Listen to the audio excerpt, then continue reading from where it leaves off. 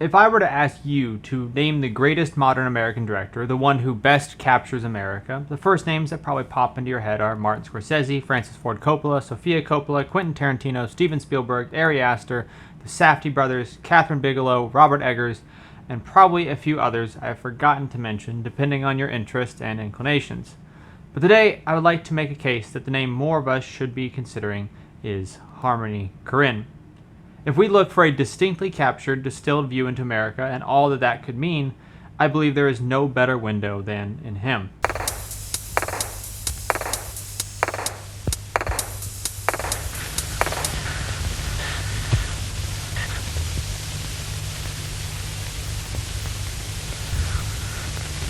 I just try to make that shit as base as possible. I just try to make it based. I try to bring the heat. That's all I try to do.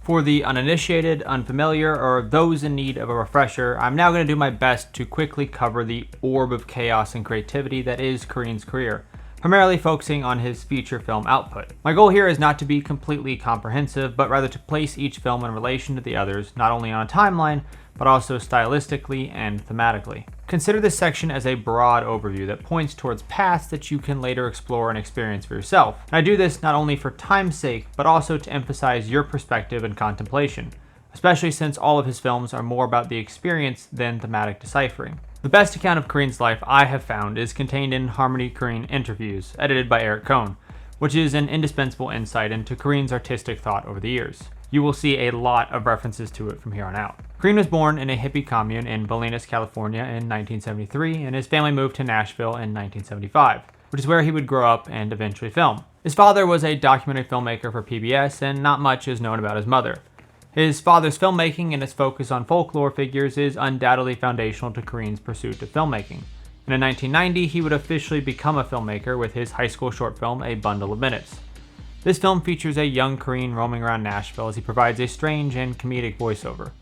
Narratively, we can already see his love of strange, loose vignettes, and thematically his irreverent humor, portraiture, and love of urban decay are already present. This short helped him get into NYU, which he attended for about a year before dropping out due to the success of Larry Clark's Kids, which he wrote, basing the events and characters off of his skater friends, many of whom appear in the film. Now, this is typically the first stop in examination of Korine's career, but that has always set a little odd with me.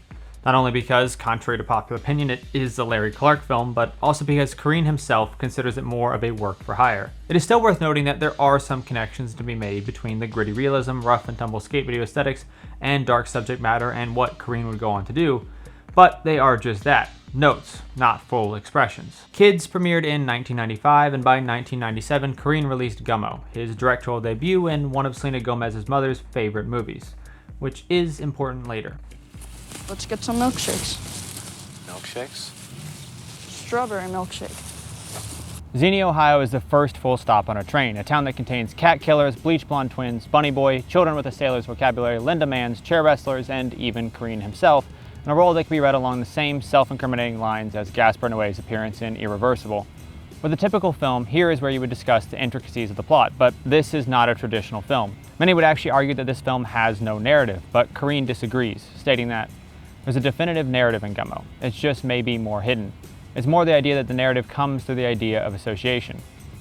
In other words, the film structure is a series of vignettes which build into a portrait of America's forgotten small towns, whether that be Xenia, Ohio, or the outskirts of Nashville, Tennessee, where the film was shot.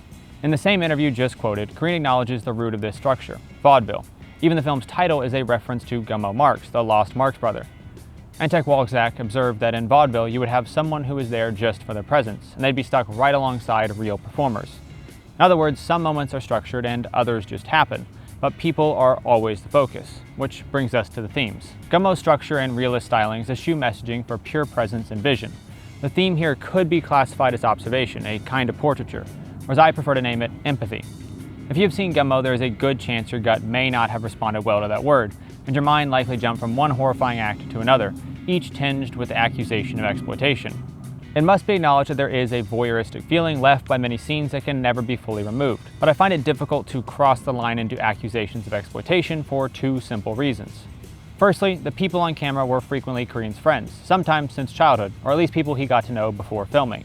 He is personally intertwined with these people and would often let them guide themselves. The cursing children are the perfect example here, as he simply overheard them and then decided to include them.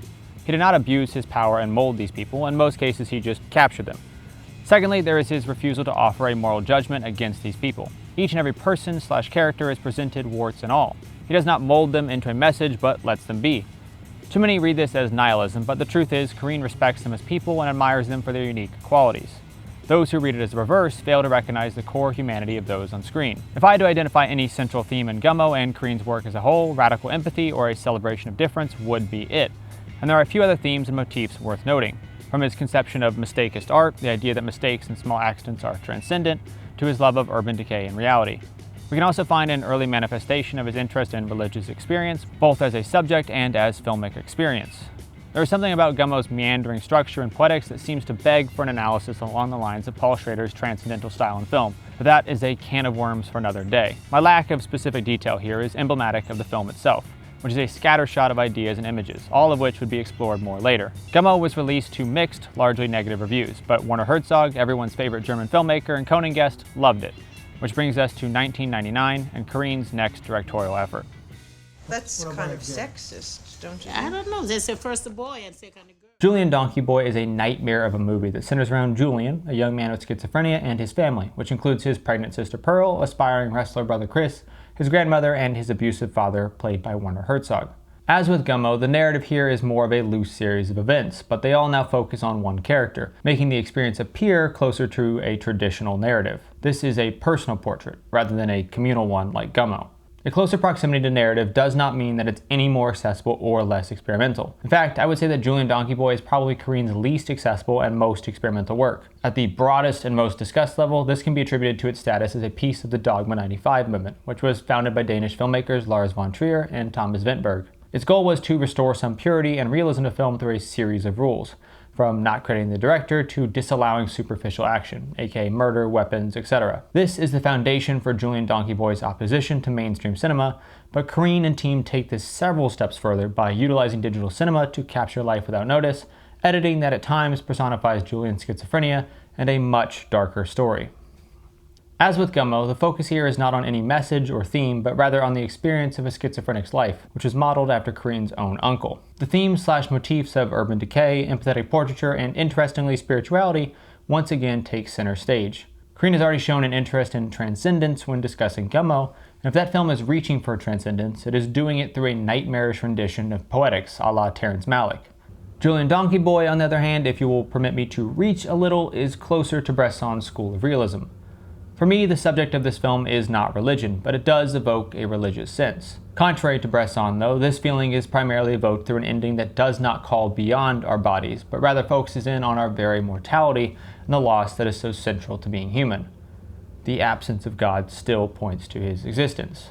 Korine manages to evoke an existential spirituality through a descendant rather than a transcendent ending. In Julien's body, he finds a soul, and to me this firmly places Julien Donkey Boy in the pantheon of greatest films ever made. Not only does it blaze new trails in form and content, but it does so in order to capture the ineffable soul in a fractured body. And if a soul can be found in the darkness that is Julien's life, then what is stopping us from recognizing it in all of those around us? Julien Donkey Boy stretches the empathy of Gummo to a new, more personal and complicated level, one that directly implicates our collective humanity and the spirit that it hides. And then Korine disappeared, or at least stopped making films. In 2001, he left the United States for London and eventually Paris. He released a book of photographs during this time and directed Above the Blow for David Blaine. At some point, he returned to Nashville, met Rachel Simon, married her, and settled down a little.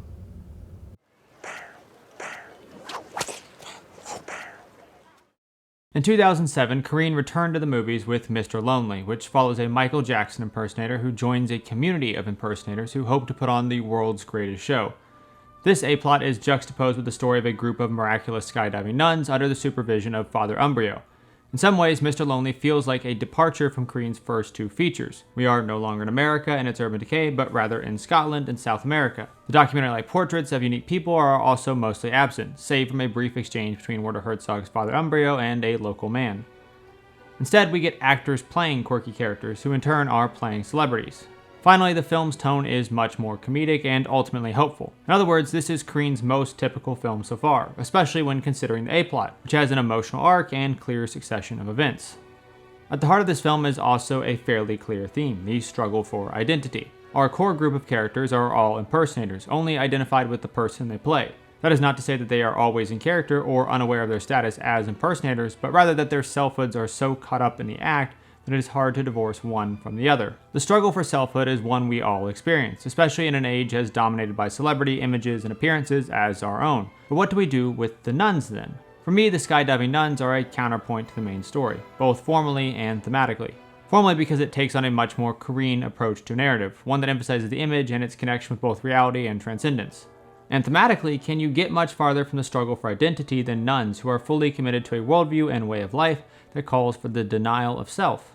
The juxtaposition between these two plots and within them can also be read as a reflection of Korine's career at this point. After disappearing for about 8 years and settling down, it isn't hard to imagine that Korine saw a division in himself between his previous public persona and his new, more simple self. But then again, I don't know the man, so who really knows? But what I do know is that the difference between the two plots in this film can be read as a moment of shifting tastes, stuck between realist, controversial nightmare, and a more polished, traditionally styled film. This can leave the film feeling disjointed, split between image and story, but the love of people, darkly comic moments, and a focus on transcendence are here. So despite the differences, there is a lot of the same undergirding it all. But there is a problem with reading Mr. Lonely as a moment of development, and that problem's name is Trash Humpers.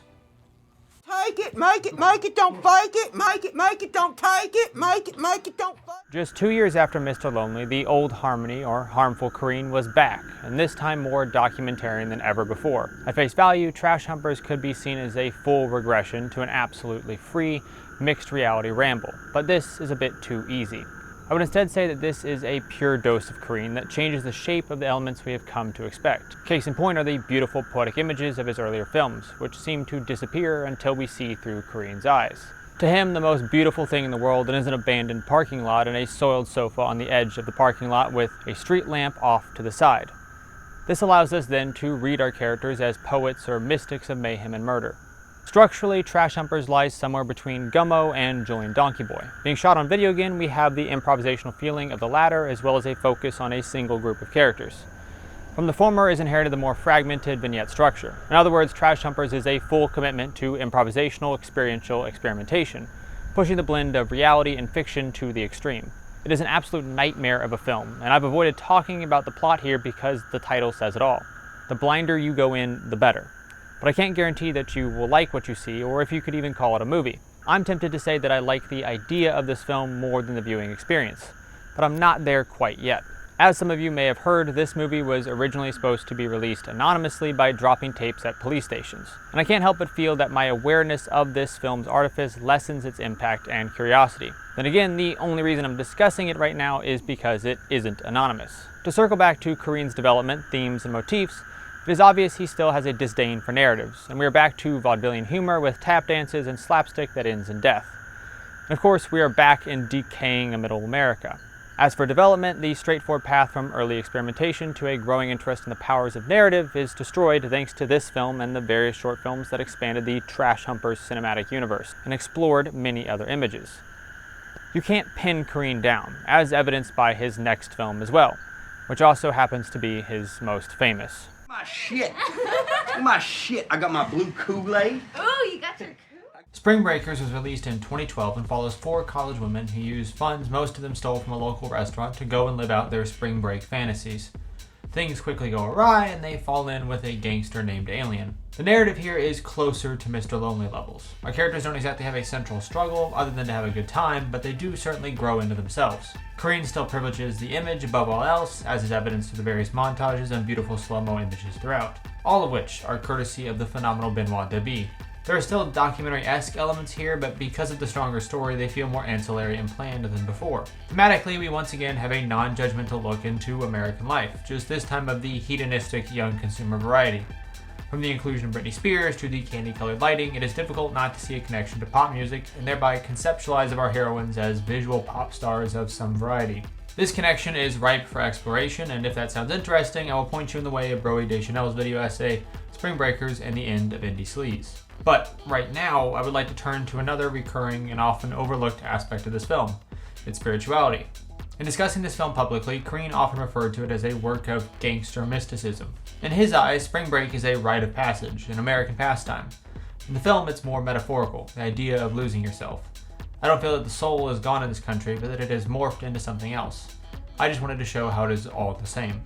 When combining the idea of gangster mysticism with this quote, we can see Korine attempting to identify spring break as a new pagan site of transition.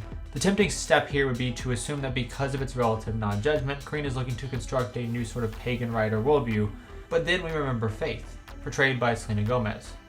She is the heart of Christian morality in the film and the only one that escapes mostly unscathed. She still experiences some religious sense of togetherness within the spring break ritual, but stops short of fully committing to it. As is always the case with Korine, there is a yin and yang thing going on here within the film's view of criminality and morality, or paganism and Christianity, both broadly and within the characters themselves. Spring Breakers is Korine's most financially successful film to date, thanks to its beautiful aesthetics, Disney stars, and tamer yet still controversial subject matter and perspective. With this new level of fame came a lot of misunderstanding though. My hope is that with time, people will realize that this film is not just a simple glorification of criminality and vibes, but rather a meticulously crafted look into the young American psyche in the age of hip-hop, Instagram, and YouTube. Korine disappeared again after the release of Spring Breakers. There were rumors of another loosely connected follow-up, but nothing ever materialized until the release of Beach Bum in 2019. Yeah, I'm gonna throw a few fresh lines on you, a little poem I'm working on right now. This is the first Korine film that I would say has a real plot, as it follows washed-up poet Moondog as he wanders around Florida drinking, having sex, and getting high. After a turn of events, his wife cuts him off from her wealth unless he finishes his next book. This is purely a motivation for his escapades, seemingly giving them a purpose, even though the film never spends any time actually focusing on what he is writing or why. While a plot technically exists here, it is thin as a veil, barely concealing another series of vignettes. Beach Bum is by far Korine's most typical film and is really a stoner comedy. I can't quite decide if this is the perfect introduction to Korine's work because it's so accessible, or if it's actually one of the worst, as it wouldn't prepare you for the extremity that surrounds it. Thematically, it is once again hard not to read Moondog as a partially autobiographical character since Korine is the Florida man of directors. The Korine commonalities also move farther along the Spring Breakers path towards Hollywood. The portraiture of interesting people is entirely constructed now, with big actors from Snoop Dogg to Zac Efron and Martin Lawrence now behind the characters. The spiritual elements are shifted further towards a sort of modern shamanism and a sense of spirituality in art. And the formal experimentation is largely absent, replaced by a focus on artistic pursuits rather than a product of them. The emphasis here still lies on experience, just this time the vibes are much more positive. But like Korine's last more narrative autobiographical venture, Mr. Lonely, he refuses to be boxed in. And in 2023, he threw another wrench into any straightforward reading of his career. This time though, the wrench is named Aggro, but we'll come back to that infrared TikTok trip at the end as we look into the future. I can't stop dancing. I just love it so much. Tapping on curbs. Before we hop into my primary lens for Korine and why I have chosen to speak about him, I want to offer one disclaimer and one reminder. I've just spent several minutes offering a brief overview of Harmony Korine's career focused around his films, but that overview, while focusing on his primary and most visible output, omits a lot. Korine is a modern Renaissance man, as he has not only created feature films, but also short films, books, photos, paintings, multimedia experiences, commercials, music videos, maybe one day even video games. Some of these are meandering, obsessed Korine par excellence, and others barely exhibit any of his signature flair. As Korine has said, I've always seen everything as one thing, a unified aesthetic. Although movies are what I'm most known for, I've never cared to differentiate between anything I do. I try not to give any more or less significance to anything else. It's all part of one thing. A full picture of his output would need to take all of these elements into account, but for the sake of time and because of the difficulty in getting your hands or eyes on these works, I would like to offer only a few words on this broad category. The various short films Korine has created, primarily between 2009 and 2012, or Trash Humpers to Spring Breakers, are highly experimental, often focused around singular images, situations, or technology. A lot of them can feel a little one note or odd for odd's sake, but there is still beauty here, especially in Act to Full. Most of his photographic and painting works directly connect to the film he's working on at the time, offering further insight into the production and guiding ideas behind these films. Even when they don't directly connect to the films, they still exhibit his general attitudes of the time. The music videos and commercials are once again quite Korine in look and feel, especially earlier in his career and after Aggro. But there was a time in between these two periods where the products were more highly polished and exhibited less of the typical Korineisms that we've come to expect. Once again demonstrating that he knows exactly what he is doing and is fully capable of producing more traditional media. Finally, there are his writings. Beyond the various scripts available, there is his tarantula-esque novel, A Crack Up at the Race Riots. Released in 1998, this is the edgiest, most controversial work Korine has released. It's a collection of small stories, poems, thoughts, and notes that are pure chaos, and yet still somehow convey a sense of beauty. Sometimes. And now, the reminder. This briefish overview is not intended as a comprehensive dive into Harmony Korine's feature films, but rather a general summation of his major works, development, interests, and common themes and motifs. There is still a lot to be unpacked in each film, and as each is intended as an experience, I encourage you to do just that.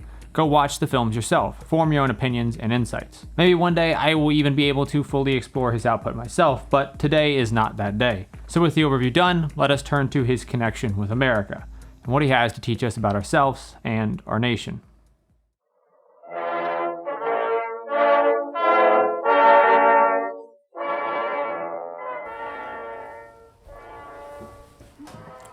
Now it's time to circle back the idea of Harmony Korine as one of the greatest American directors, if not the greatest modern American director.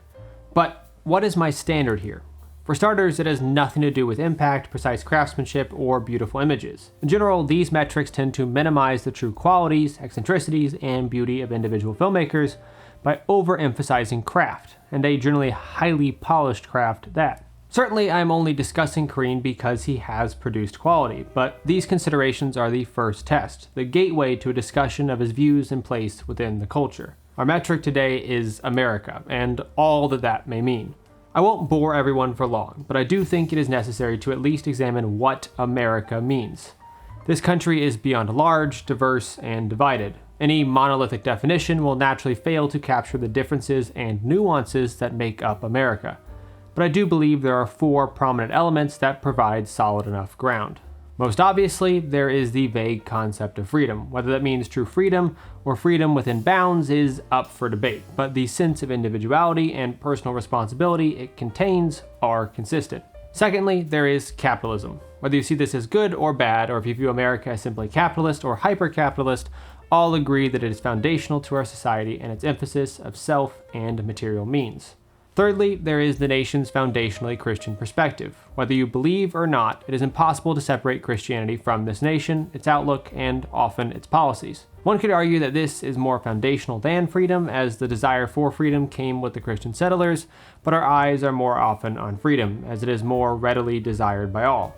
And finally, there is difference. The same thing that disallows any concrete definition is thereby also essential to our definition today. Our heterogeneous society, its many perspectives, people, and places, all attempting to blend or to separate, is distinctly American.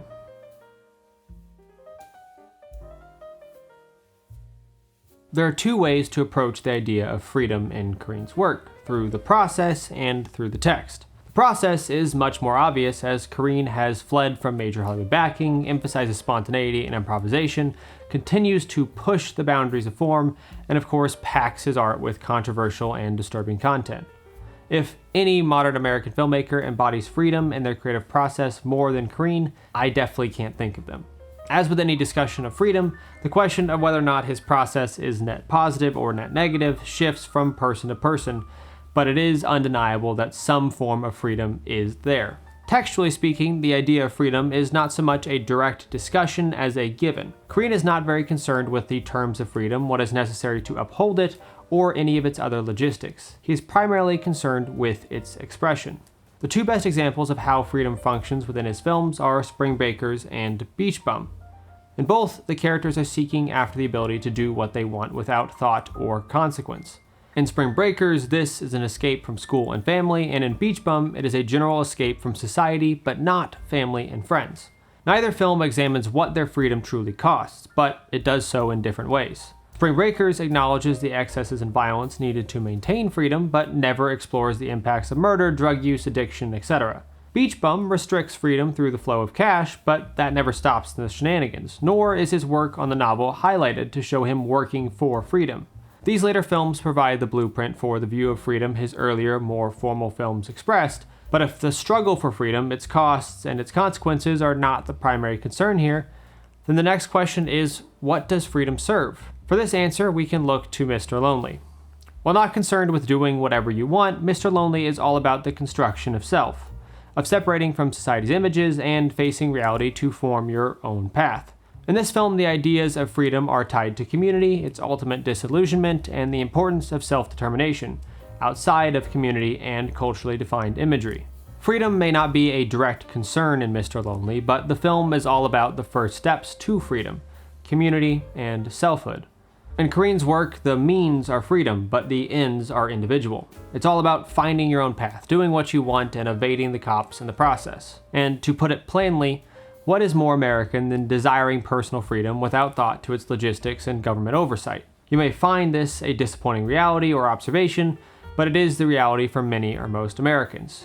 To critique the idea of freedom, how it is achieved, and to what ends, would be to miss reality in some way. Of course, art is supposed to help order reality, but isn't acknowledging reality a form of ordering? We can argue about means and ends all day, but we need to recognize what we are actually dealing with first. Korine's non-judgment and often sympathetic look allow us to see reality and understand it from another point of view, expecting us to bring our morals and understandings to play. In other words, we are free to make of the films what we will.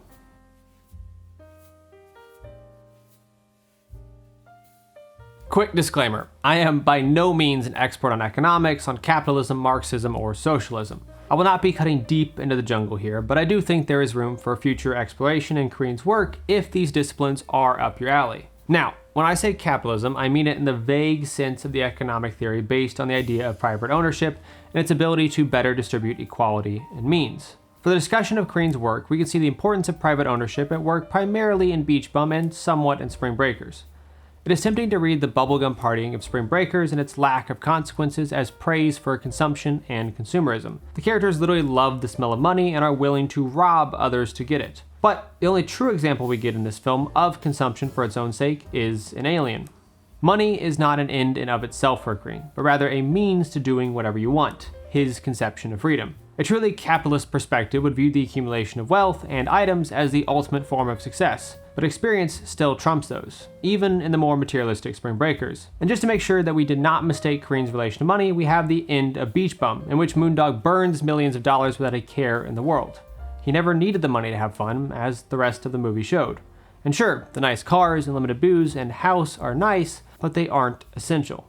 The unnecessary nature of money in Beach Bum does feel optimistic when returning to his earlier works, primarily Gummo, Julien Donkey Boy, and Trash Humpers. The poverty of the characters is a core focus of these films and is visible from the cockroaches behind paintings, lack of education, and poor healthcare. The causes of these circumstances are not sought out or criticized, but that does not mean Korine is unaware of them or has a completely benevolent attitude towards capitalism in America. The space he gives these characters to exist, his direct involvement with them, and his sympathetic portraiture expose an allegiance that is more human than it is political. No matter the conditions or the mindsets they have bred, Korine is always there hanging out. These very images challenge the belief in the equality of exchange and undermine the power of the dollar as a sign of success and correctness. In other words, money is nice to have, but it is not essential. What is essential is good friends, family, and shenanigans. For even in poverty, there is poetry.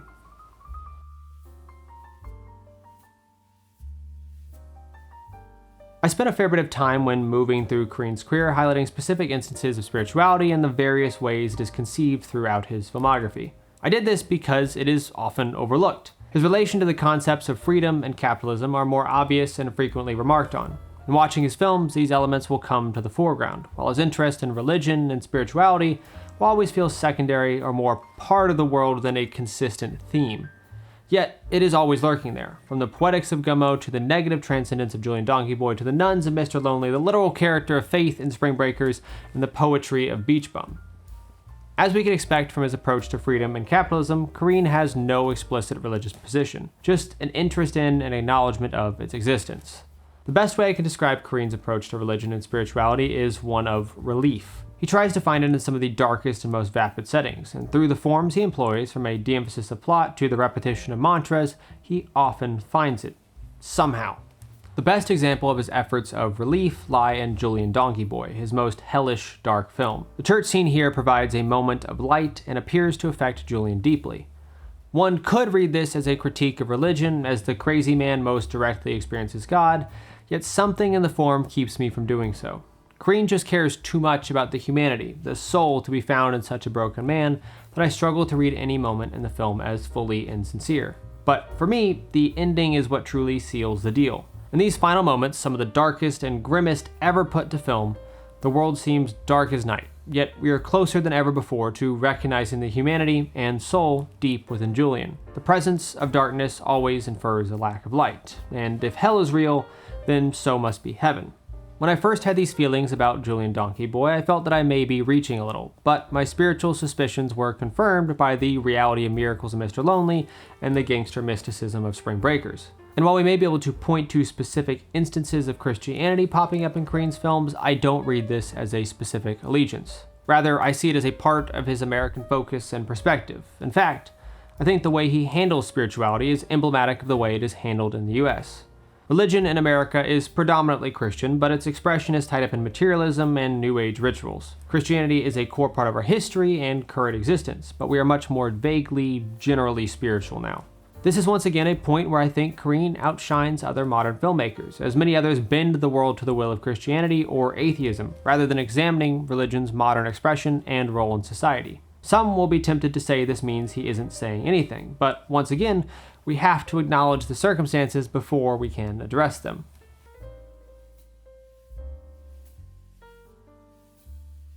And now we have arrived at the core element that I believe separates Korine from his contemporaries, situates him firmly in the pantheon of American directors, and underlines all of his work. All of the other elements I just mentioned are present in other directors. For instance, Scorsese's career largely revolves around the greed that capitalism breeds, the experience of Italian-American immigrants, and has several films explicitly discussing faith. A case could technically be made for anyone, but in my opinion, difference here is a key piece barely touched by other directors.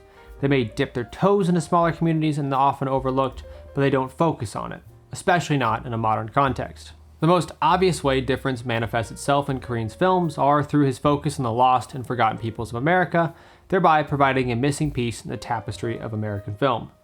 The visibility he provides tries to showcase the oddity and beauty of these people, especially in his earlier works. When discussing Gummo, I called this celebration of difference radical empathy, or empathetic portraiture. Textually, I think this is what all of his films work towards because of his humanist perspective. His characters are often scumbags or simply marginalized, such as the performers in Mr. Lonely, but he seeks out the poetry and beauty amidst their trashy lives and surroundings. Any sensible person can tell you that many of these characters do horrible things, but the true realization is not to read empathy as support, but as the realization of humanity. As with religion, I think Julien Donkey Boy is the strongest example of his working towards radical empathy. Julien is very obviously unwell, but that does not justify the horrible acts implied by the film's opening. That murder and many of the events throughout the rest of the film throw a shadow over everything, but by spending time with Julien, we grow to see the circumstances, struggles, and love that all mix in him. We recognize the human, the soul, beneath it all. We all know murder, theft, and cruelty are wrong, but how many of us are willing to admit the humanity of those who do such things? On paper, we would all agree. But reality is much harder, and Korine gives us space to practice. But as I said, this is the textual, the surface level way difference manifests itself in Korine's films. But there's a much more essential approach that underlines everything else. In discussing each of the preceding points from freedom to religion, you probably noticed I can never make concrete statements on what Korine's position is. If you are familiar with his work, you probably have also heard the critiques that he has nothing to say and lacks in a moral backbone.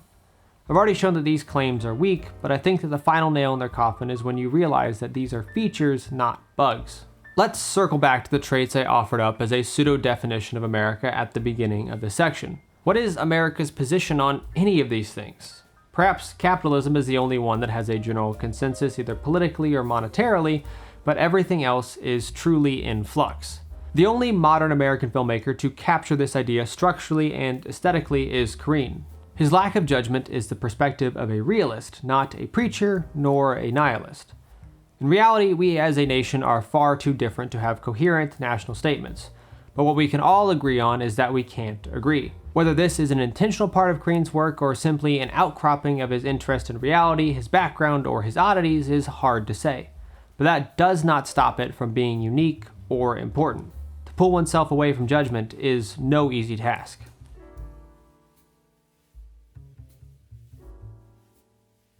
To tie all of this back together, I view Korine as the greatest modern American director because he exemplifies the ceaseless contradictions and hopes of America. He takes freedom as a given, but never really asks to what ends. He undermines capitalism through his representations of poverty and the joys of bumming, but ultimately still shows that money is pretty sweet. He struggles with spirituality and transcendent forms, trying to marry flesh and materialism with religion. And underneath this all, he approaches or represents America as a heterogeneous whole by completing the tapestry of overlooked groups, revealing the humanity and evil, and ultimately refusing to resolve the contradictions all of these points present. Your average filmmaker would try and shape all of these elements to their worldview, ultimately creating a world that idealizes or condemns our own. But that would represent them, not America. So it's time for a small addendum. While I was editing this video, I realized that I went pretty easy on Korine, and that while I was trying to make a case for why he's the best, I leaned a little bit too much into that YouTube rhetoric, and also tried to evade the more typical discussions of Korine as sort of this edgelord director and look at all the shocking stuff he does. And in my case, trying to make a more watchable YouTube video and also trying to avoid that type of dialogue, I realized I went really easy on him in some cases, and that there are some critiques and some ideas that I'd like to sort of clarify and point out now. So I have mentioned, of course, the critique that he's exploitative, and I've mentioned the critique that some of his films can be a little bit nihilistic. And while I do find those claims a little bit weak because, as I've shown, he does have this sort of spirit in his films that I think is really good, but from the perspective of a spectator, it's really hard to shake that exploitative feeling. I don't think it's a very strong claim, but I do think it's at least there a little bit, especially in Gummo and some of his other earlier stuff.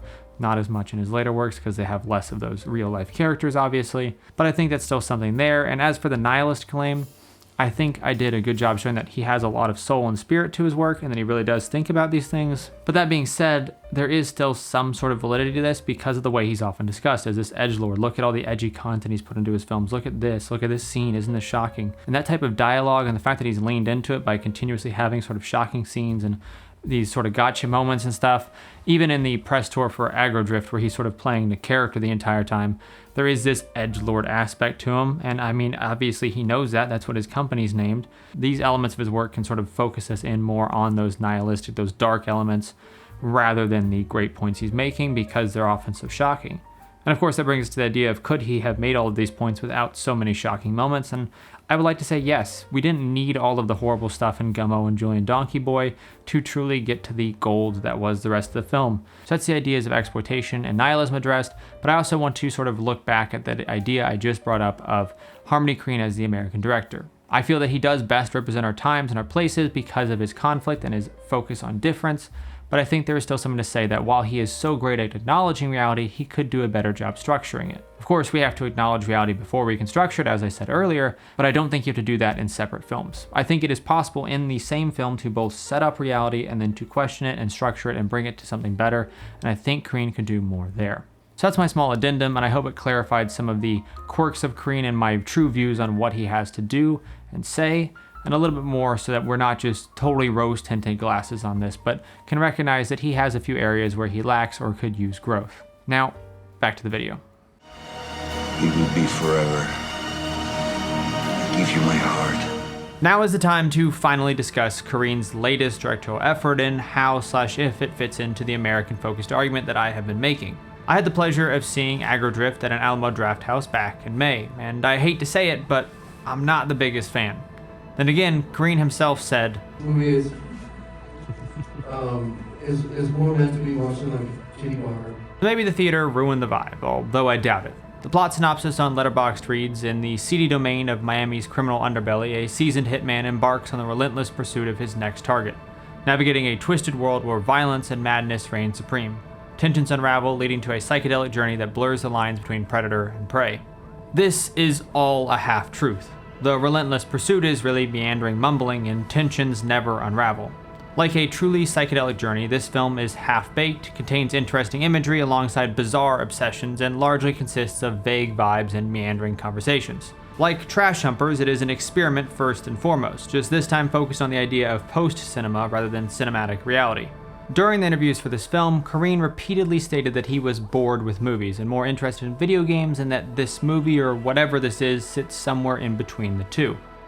I can say a lot of the film does feel like a GTA cutscene with an infrared filter applied, but it is missing the interactivity of games that makes them playable, and the direction of film that makes it watchable. Thematically, Aggro is also the brother to Trash Humpers, all focused on vibes and obsessions, just now with wives, strippers, and little people.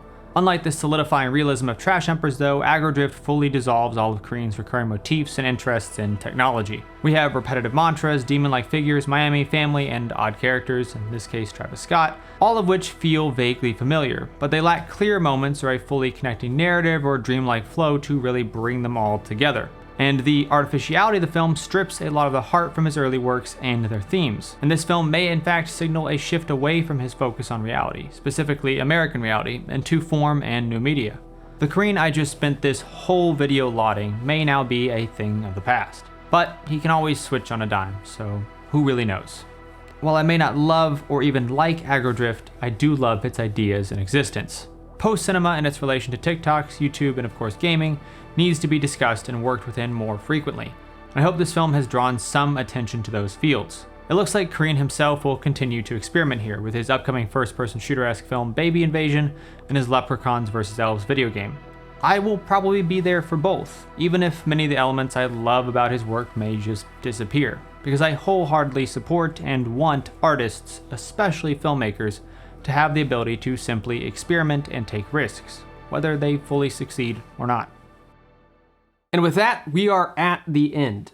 To quickly summarize everything, Korine is the most American director because he displays many of our core features from freedom to capitalism and spirituality, but manages to do so without resolving the inherent conflicts present in a nation of immigrants. He shines light on the forgotten peoples of America, reveals humanity to be found in pain and brokenness, and always strives to push the boundaries formally and thematically. As people, he teaches us empathy, and as filmmakers, he teaches us to be fearless, deeply personal, and always ready to move outside the bounds of our form and self.